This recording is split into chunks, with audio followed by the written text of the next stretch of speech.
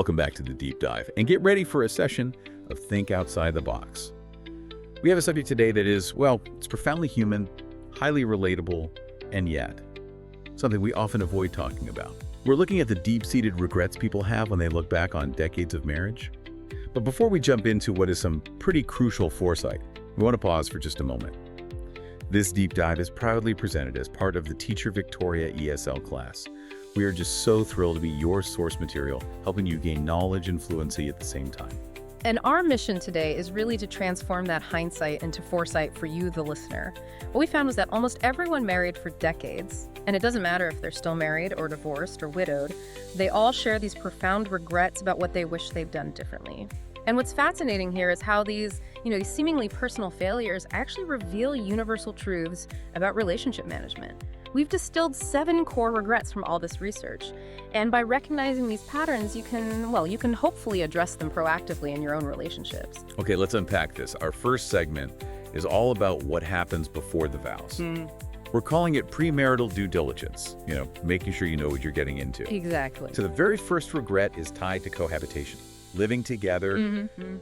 The sources cited an astonishing number of people who felt their partner just changed completely after the ring was on, like they became a different person. That phenomenon speaks directly to this concept of the facade. The facade. Yeah.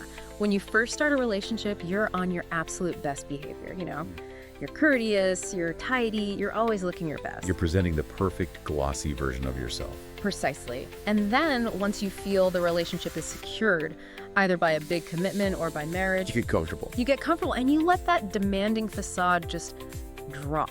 We often use the expression, their true colors shine through. And for our ESL listeners, what does that mean exactly? It's a great idiom. It just means their actual nature, their real personality finally becomes visible.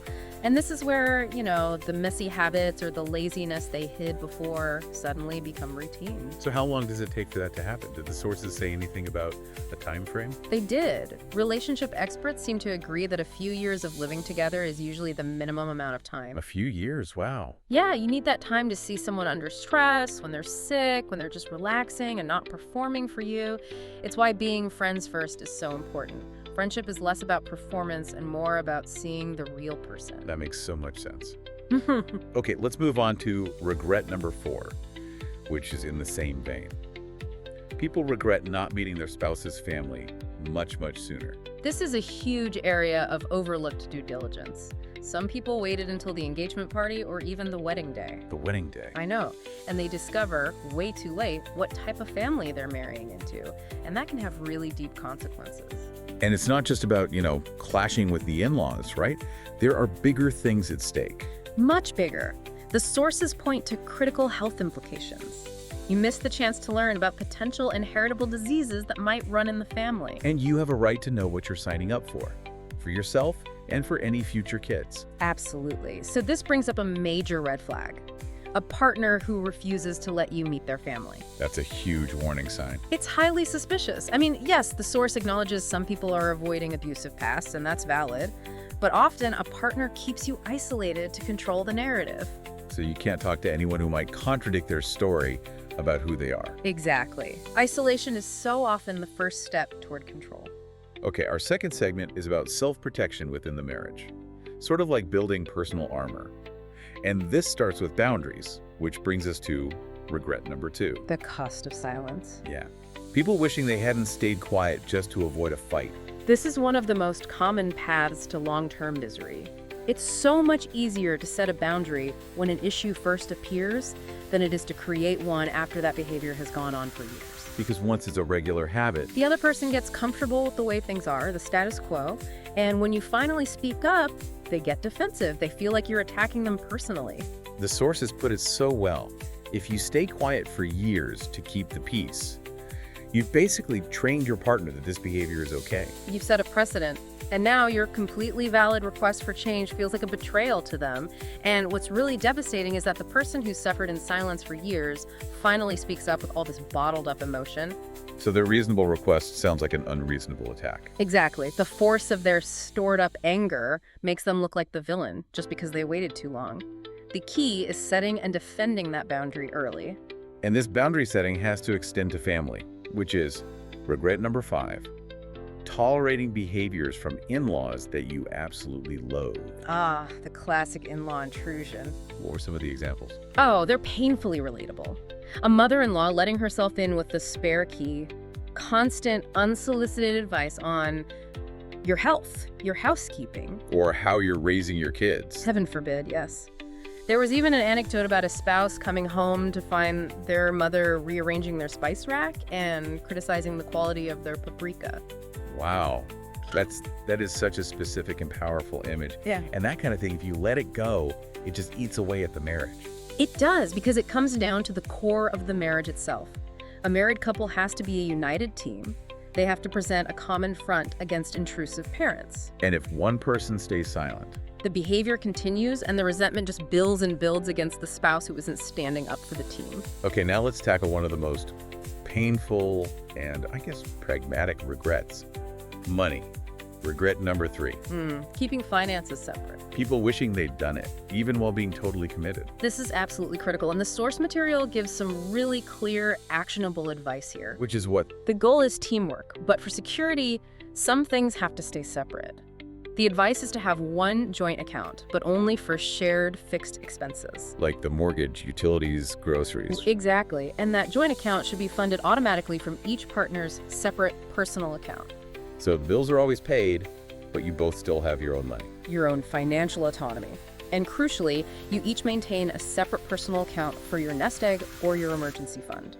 And for our ESL listeners, a nest egg is just a sum of money you've saved up, maybe for retirement or just as a financial cushion. And that cushion is the armor we were talking about. Yeah. The sources describe 2 devastating scenarios where this becomes vital. What are they? First is needing emergency funds, say, for a big vet bill or a leaky roof, only to find out your spouse spent the combined savings on something frivolous. Oh, that's gut-wrenching. The second is even worse. It's if the marriage becomes unhealthy and you need to leave. Not having your own money can physically trap you in a bad situation for much, much longer. It's a lesson learned in hindsight, and it's a hard one. Okay, we're moving into the deepest emotional waters now. Regrets about the failure to communicate difficult truths. Let's talk about regret number 6, letting resentment build. The motivation here is almost always fear. Fear of disharmony, fear of a fight, maybe even fear of divorce. So people just swallow their feelings. They tell themselves it could be worse. Right. They prioritize the stability of the status quo over their own happiness or mental health. But silence doesn't make the problem go away, it just festers. What were some of the big causes of resentment that kept coming up? There were several. Unfair distribution of domestic labor was a huge one. Not just chores, but the emotional labor, managing schedules, paying bills. Mental load? The mental load, exactly. Also, a lack of respect for personal space, or, on the other hand, feeling incredibly lonely because a spouse was always off doing their own thing. And another big one was a loss of attraction because a partner had just, let themselves go, neglecting hygiene, fitness, their general appearance. And these things, left unsaid, they don't just disappear. No, they harden into deep grudges and bitterness. The sources are unanimous on this. It is always better to have the uncomfortable conversation than to spend years growing apart in silent misery.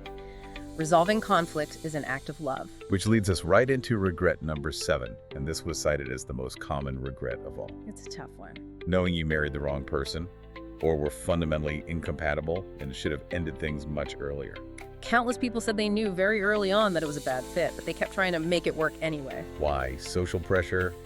Fear of failure? All of the above. And the most tragic detail the research highlighted was when couples would have children to try and fix their marriage woes. Which only makes things so much worse. So much worse. It just traps everyone in an unhappy situation. It's that societal pressure that ending a marriage means you have failed.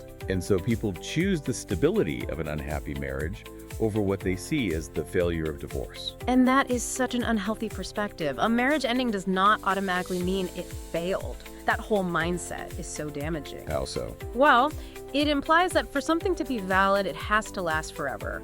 But think about it. We move on from jobs that are a bad fit. We move out of houses we outgrow. Why is a relationship different?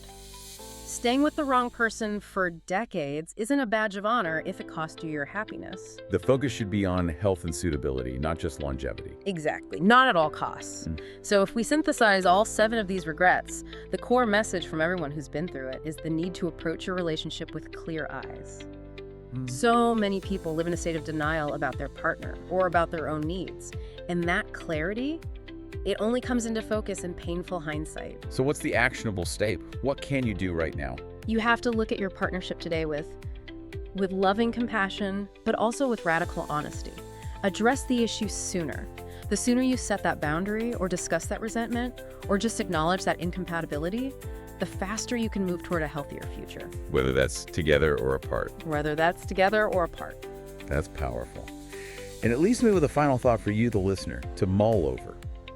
If we're encouraged to see jobs and even houses as temporary if they're a bad fit, why do we cling so tightly to this idea that a marriage must be lifelong to be valid? What does that pressure cost us, emotionally, financially, spiritually, when we choose stability over genuine happiness? Thank you for tuning into this deep dive. We really hope this distillation of regret gives you the insight to avoid some of these common corrosive patterns. And one final reminder. This program is proudly part of the Teacher Victoria ESL class. We really encourage you to drop Teacher Victoria a message about this class and, share your thoughts on today's deep dive. We'll catch you next time for more foresight.